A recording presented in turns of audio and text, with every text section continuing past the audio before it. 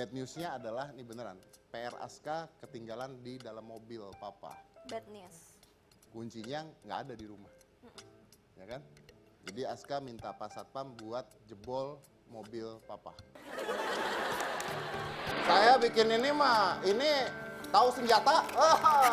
Saya bikin senjata. Apa itu? Dinamit. Dulu waktu itu aku diajak papa kirim kasur. Papa kan jualan kasur. Kamu disuruh kirim kasur.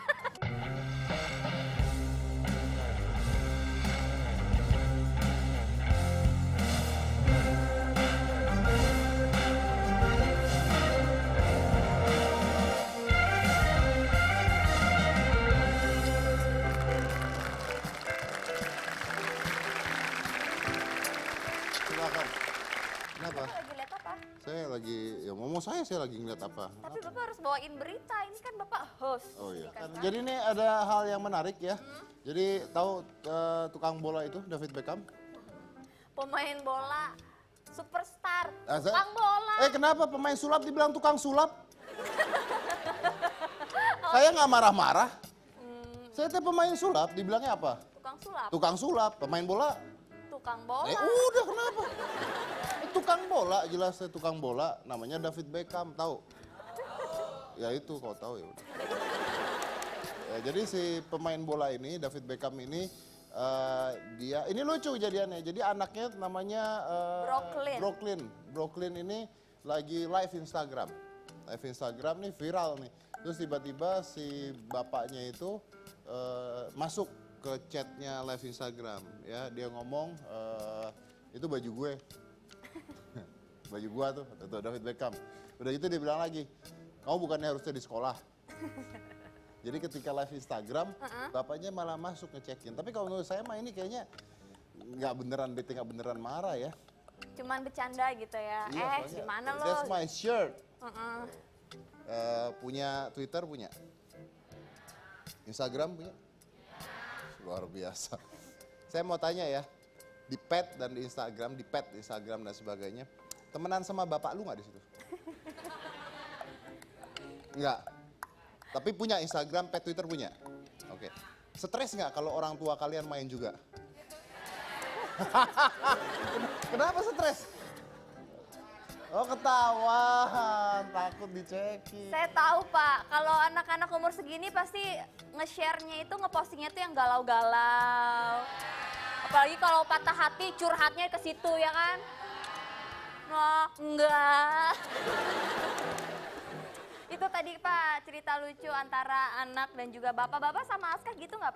Bapak mainan Instagram, Aska juga main Instagram ya Pak? Saya anak saya dua-duanya mainan Instagram. Oh iya, suka tegur-teguran nggak? Misalkan Aska lagi posting apa, terus Bapak komen apa gitu. Terus netizen rame gitu nggak Pak?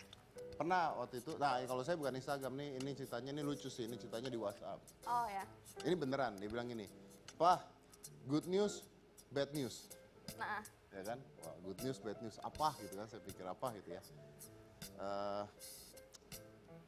Bad newsnya adalah, ini beneran, PR Aska ketinggalan di dalam mobil papa. bad news. Kuncinya nggak ada di rumah. Ya kan? Jadi Aska minta Pak Satpam buat jebol mobil papa.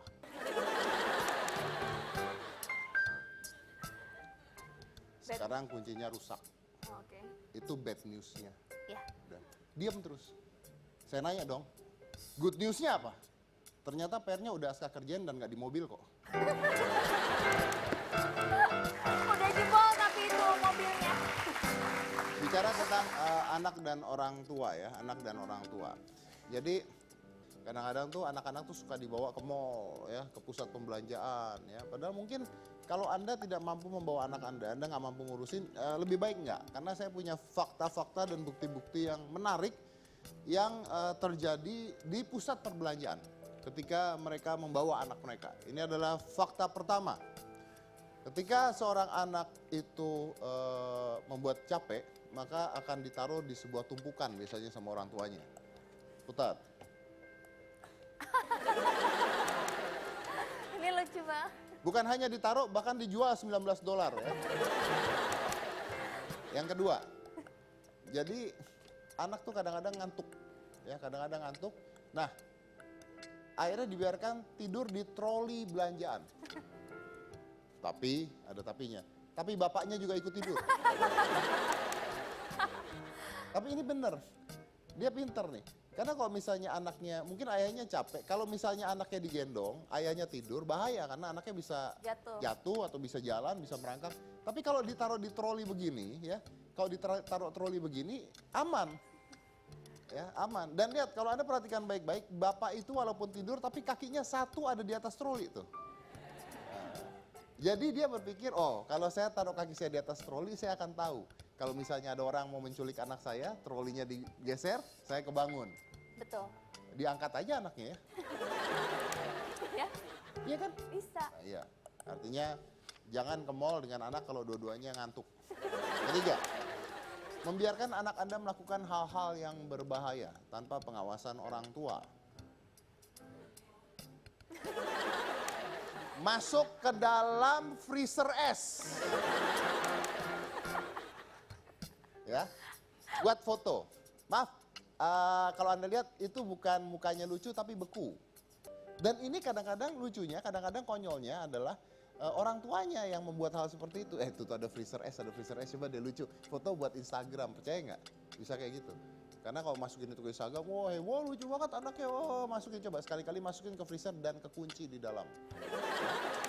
Jadi hati-hati. 4, menyimpan anak di lemari penitipan. Parenting fail, gagal. Apa tuh dia ketawa apa nangis apa gimana? Nggak tahu, kayaknya nangis. Tapi ini, this is the point. Saya yakin ya, ini ditaruh di sana, terus buat foto doang gitu sama orang tuanya gitu. Buat taruh Instagram, atau buat pet, saya yakin ini buat begitu doang gitu.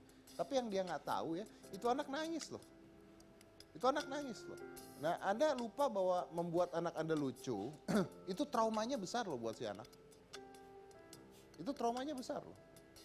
Jadi hati-hati dalam menggunakan sosial media, pakai anak Anda supaya lucu. Traumanya tuh besar loh. Ini liatin aja, dia bisa klaustrofobia besarnya. Takut terhadap tempat tertutup. Dan kalau udah begitu siapa yang salah? Orang tuanya yang salah. Lanjut, Cika, fakta mengapa bayi atau balita tidak sering diajak ke tempat perbelanjaan? Iya Pak, misalkan di mall, berkumpulnya berbagai macam penyakit dari mana saja dan siapa saja. Pernah ditemukan bayi yang terjangkit virus setelah diletakkan di sebuah troli belanjaan. Bayi bernama Logan dari Australia mengalami diare parah, muntah-muntah dan demam setelah ibunya menaruhnya di troli belanjaan. Dan setelah menjalani serangkaian tes dan pemeriksaan, dokter mendiagnosis Logan terkena adenovirus, rotavirus, salmonella, dan meningitis. Dan disebabkan oleh kontak langsung antara manusia atau karena menyentuh permukaan yang sudah terkontaminasi. Banyak banget kemungkinan tempat yang tidak child safe ya, child safe atau aman buat anak-anak. Membawa ke tempat pembelanjaan hanya untuk kesenangan orang tua saja. Yang punya stroller baru bawa anaknya ke tempat belanjaan, ya kan. Saya mau bertanya pada Anda semua, Anda tahu toilet umum? Oke. Toilet umum kalau wanita itu kan toiletnya duduk ya. Itu kotor nggak? Kira-kira itu jorok dan banyak virus, banyak bakteri nggak? Oke. Pertanyaannya adalah, kira-kira benda apa yang 100 kali lipat lebih banyak virus dan bakterinya dibandingkan kloset tersebut? Handphone. Handphone yang ada di kantong Anda sekarang. Handphone yang ada di kantong Anda. Handphone itu ditaruh muka, dipegang teman Anda, semua, virus, bakteri, semua, itu ada di handphone. Dan pertanyaan saya, Anda cuci tangan? Cuci tangan kan? Oke, pernah cuci handphone? Pernah cuci kloset? Kloset dicuci kan? Ya, disemprot antibakteri dan sebagainya. Apakah handphone pernah dicuci? Punya handphone setahun ada? Tidak pernah dicuci? Ya, selamat. Anda baru saja memiliki tempat khusus penyimpanan bakteri dan virus di kantong Anda masing-masing.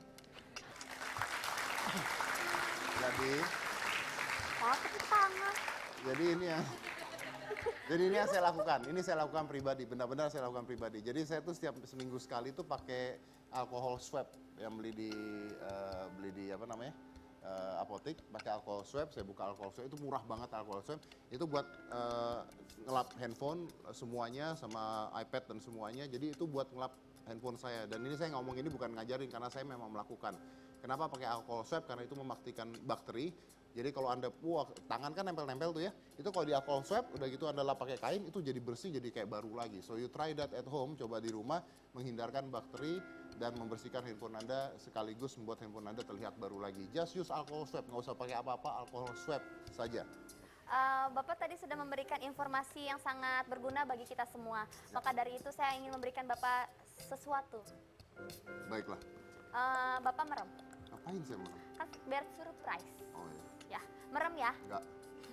Ayo, ditutup kupingnya ditutup. Cepet ah. Bentar ya. Mudah-mudahan tidak kembali lagi ya. Saya punya sesuatu buat Bapak. Ini dia. Boleh tepuk tangan dong. Saya pikir dia lupa. Bukan kue ulang tahun. Apa ini?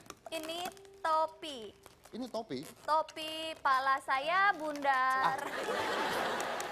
Nggak muat ini. Tuh, nggak muat. Bisa. Bisa. Pakai. Ayo dibantu jadi apa ayo.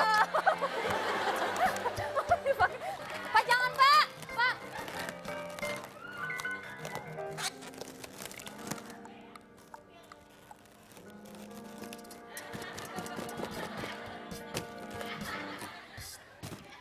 Gak usah ikut pukul. Wih miring selengean. Dude, I looks cool.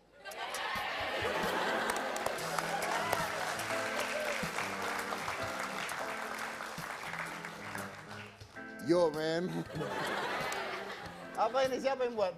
Seniman balon termuda di Indonesia. Seniman balon. Termuda. Tukang balon berarti. Seniman. Soalnya Pak ini susah Pak bikin gini tuh harus mempunyai skill. Wih, luar biasa.